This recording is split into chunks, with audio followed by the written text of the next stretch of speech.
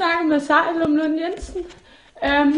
Jeg vil egentlig bare gerne fortælle en oplevelse til mig og min muskel, hun har haft os her til eftermiddag. Vi var ude at gå, som vi sjovt nok altid plejer at gøre.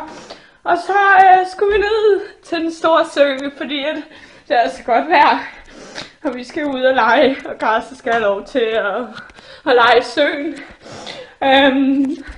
Der sker så det, at der kommer 4 gutter hen, og først spørger ind til min hund. Hvor efterfølgende de begynder at sparke ud efter ham. Hvilket jeg bliver rigtig tosset over. Og vi kommer op og diskuterer.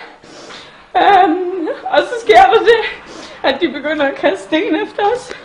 Og jeg kan sgu ikke helt præcis huske, hvad der så er sket, men lige pludselig så står de flere mennesker og river fat i mig. Som I kan se.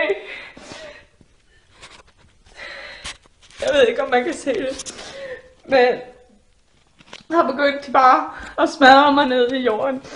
Og begyndt at sparke til mig. Og rulle mig rundt. Og så kastede de mig ud i søen.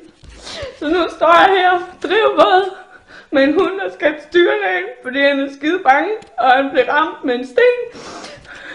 Og jeg synes simpelthen er for dårligt, at man skal sådan noget her igennem, bare fordi man har en hund, som folk ikke kan lide. Hvis I ikke kan lide min hund, så lad være med at komme hen til os.